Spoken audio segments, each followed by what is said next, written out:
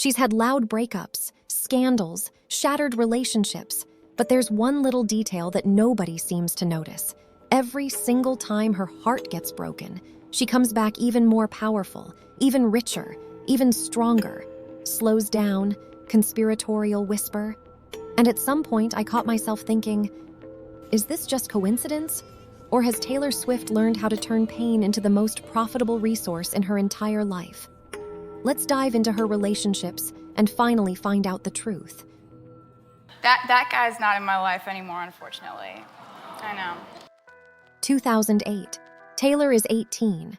Joe Jonas is her first public love. They date for a few months, and then he calls her and dumps her in 27 seconds, over the phone, smirking, amused. Later, she told the story on Ellen DeGeneres, live audience, laughing her head off. This was the shortest breakup in history. But the song she wrote? It's called Forever and Always. And trust me, there's nothing funny about it. After that song dropped, she became the voice of an entire generation of teenagers. Every girl with a broken heart saw herself in Taylor, and that was her very first army, building energy, playful detective tone. Here's the important thing you need to understand about Taylor. She doesn't cry in public. She writes, and every man who ever hurt her got immortality, just not the kind he wanted. Jake Gyllenhaal learned that lesson better than anyone. 2010, Jake Gyllenhaal, the actor. He's 29, she's 20. He drops $160,000 to fly her on a private jet for a date. Super romantic, right? Then he dumps her. By text message, she writes all too well. 10 whole minutes. About the scarf she left at his place. About how he drove her home to her parents and didn't even say goodbye like a grown-up. About the age gap she felt every time he looked down at her.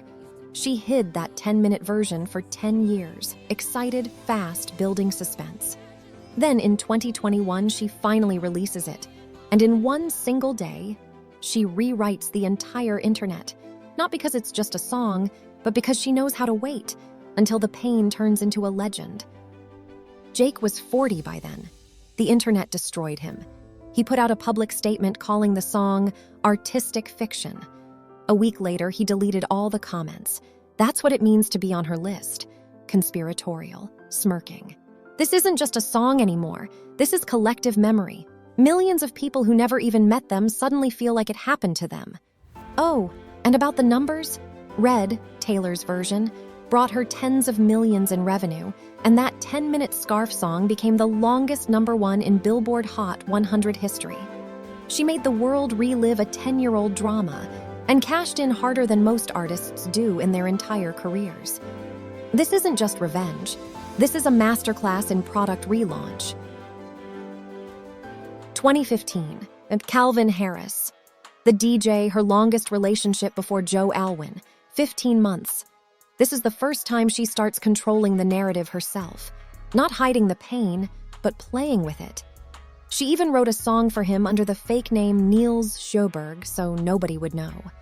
They break up in May 2016, playful but sharp. 2 weeks later, she's photographed on the beach with Tom Hiddleston. The whole world is laughing. Getaway car! Yeah, she wrote that one about herself. She knew it was a mistake. 3 months. He tells the press it was real. That I Heart TS tank top painted on the rocks in Rhode Island is forever burned into internet history. Psychologists call this a rebound relationship. You know, after a long, serious one, you jump into the first thing that makes you feel alive again. It rarely ends well, but sometimes it gives you killer album material. 2016, Met Gala. She meets Joe Alwyn. British actor, quiet, private, the complete opposite of everything that came before, and that's exactly why it worked. She later said in an interview, "For the first time, I felt like I could live a normal life. Not on stage, not in headlines, just live. 6 years, almost no public photos, no scandals, no big stories. It was like she disappeared and became a regular person." She even co-wrote under his pseudonym William Bowery. They won a Grammy together for Folklore. Her quietest, most intimate songs. No drama, no revenge, no pain. Slower, thoughtful, slight sadness. And here's the weird part. This was the most stable period of her life and the quietest period of her career.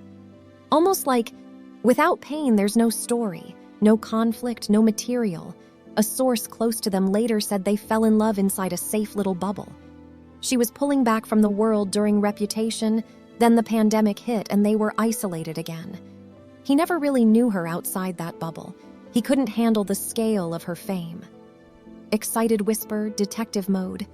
Now here's the detail almost nobody noticed. December 2021. She writes, "You're losing me," and hides it. That moment when it's already over, but you can't admit it yet. When you're already saying goodbye, but you're still staying.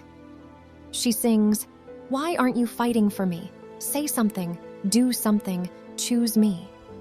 He didn't choose her. April 2023, the official breakup. And then what happens? She comes back, but not as the same woman. She drops the Tortured Poets Department, an album literally named after his group chat with his friends. This isn't just music. This is the final word. 6 years of the quietest chapter of her life. Minimum pain, minimum noise. Then the breakup hits, and she delivers one of the most talked about albums in years. It's like she didn't just survive it.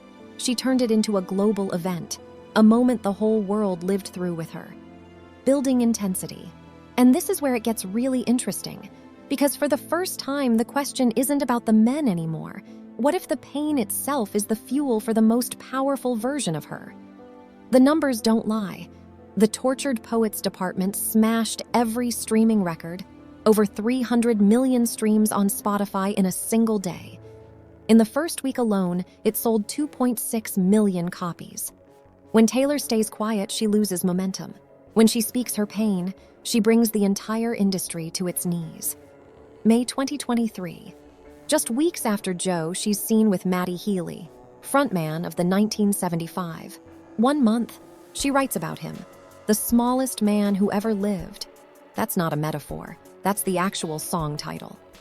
Sassy, knowing smirk. Psychologists spot the exact same pattern as after Calvin and Tom. After a long, heavy relationship comes a short, bright rebound, which she herself calls a mistake before it even ends.